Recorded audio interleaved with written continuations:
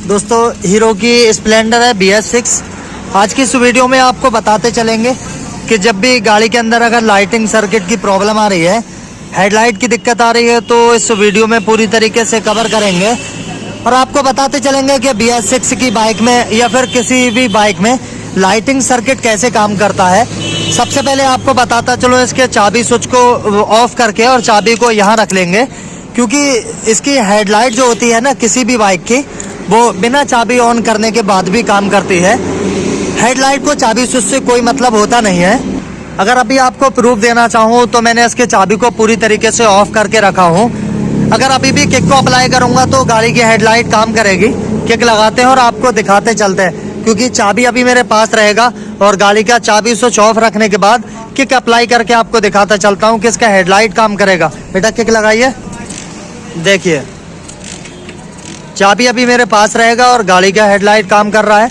तो इससे आपको क्लियर समझना है कि हेडलाइट को जलाने के लिए चाबी स्विच से कोई कनेक्शन नहीं होता है, लेकिन हेडलाइट में तब प्रॉब्लम आएगी चाबी से लेके जिन बाइकों की चाबी ऑन करने पर डायरेक्ट हेडलाइट जलती है। तो याद रहे, ये BS6 का स्प्लेंडर है। मैं आपको बताता चलता हूँ कि जब भी आपको लाइटिंग सर्किट की प्रॉब्लम आती है तो हम आपको बताते चलते हैं कि लाइटिंग सर्किट आखिर काम कैसे करता है। कोई चाबी स्विच को ऑन करने की ज़रूरत नहीं है, एक एक चीज़ को बारीकी के साथ बताते चलेंगे। सबसे पहले इसके RR यूनिट को ओपन कर लेते हैं, इसके कपलर को, क्योंकि जितनी भी गाड़ी की हेडलाइट वर्क होती हैं वो RR यूनिट की मदद से ही होती हैं। जब भी ये RR यूनिट खराब या चार्जर फेल रहता है, उस टाइम में आपकी गाड़ी का यह हेडलाइट जलता नहीं है, या फिर जलता है तो बल्ब को फूंक देता है। तो ये प्रॉब्लम सिर्फ RR यूनिट की आती है, और RR यूनिट इसीलिए लगाया है कि गाड़ी का हेडलाइट का बल्ब फूके ना किसी भी तरीके से।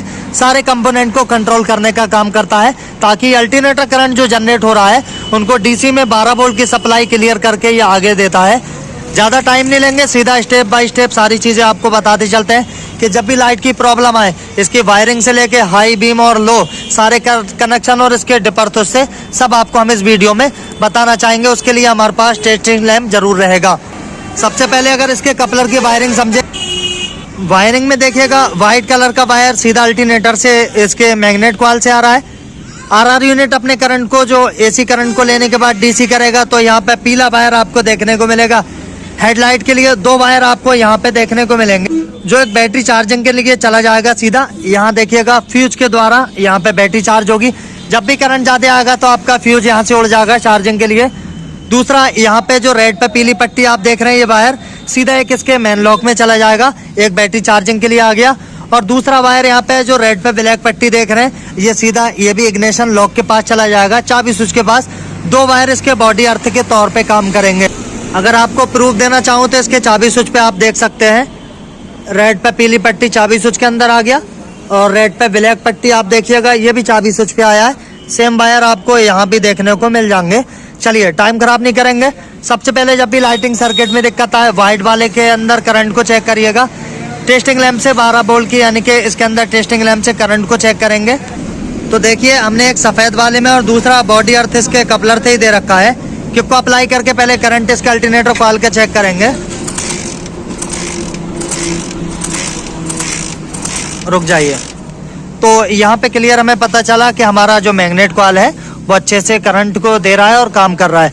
अगला स्टेप क्या है, अब इसके RR यूनिट को इनपुट वोल्टेज तो मिल गए, अब आउटपुट ये कहाँ कहाँ निकालेगा। तो यहाँ पे देखिए पीले कलर का वायर आपका लाइटिंग के लिए, और बाकी यहाँ पे बैटरी चार्जिंग के लिए। अगर आपको लाइटिंग की समस्या आ रही है तो पीले वायर के अंदर आपको करंट चेक करना है। अब पीला वायर कहाँ पे आएगा, डायरेक्ट इसकी हेडलाइट को वर्क करवाने के लिए। तो यहाँ पे देखिए इसके अंदर आपको पीला वायर देखने को मिलेगा, लेकिन आपको करंट इसके अंदर चेक करना है। तो यहाँ पे मैं इसकी टेस्टिंग लैंप को ऐड करूँगा।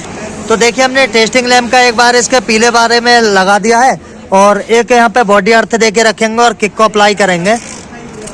चलिए देखिए चाबी स्विच ऑफ रहेगा, चाबी स्विच से कोई मतलब नहीं है। रुक जाइए। अब जब भी आपको लाइट की दिक्कत आए तो पीले वायर में तो करंट को चेक कर लिया, यहाँ तक सप्लाई आना जरूरी है। जब तक पीले वायर में करंट नहीं आएगा उस टाइम तक आपकी हेडलाइट काम नहीं करेगी। अब देखिएगा ये पीला वायर जो इसके कपलर से होता हुआ जा रहा है ना, वो इसके यहाँ पे डिपर स्विच के अंदर आया है। यहाँ पे देखिए यहाँ आ रहा है। चलिए इसको ओपन करते हैं और आपको एक्सप्लेन करके दिखाएंगे, क्योंकि ये डायरेक्ट चलने वाला स्विच में, इसमें ऑन ऑफ वाला नहीं है। इसको ओपन कर लेते हैं और आपको क्लियर बताते चलते हैं। इसके हाई बीम और लो बीम सारी चीज़ आपको, हाई वाला सारे कनेक्शन आपको दिखाते चलते हैं। तो देखिए मैंने इसके डिपर स्विच को खोल लिया है। खोलने के बाद आप देखेंगे पीला वायर यहाँ देखने को मिलेगा, यहाँ पे। अब देखिएगा क्योंकि ये लाइट डायरेक्ट चलने वाली है, अब जैसे ही आप गाड़ी की हेडलाइट को लो या हाई जलाना चाहते हैं तब यहाँ पे पीले वाले का करंट जो होता है ना, वो वाइट वाले के अंदर जाता है और एक नीले वाले के अंदर। ये दोनों वायर आपको इसके हेडलाइट बल्ब के पास मिलेंगे।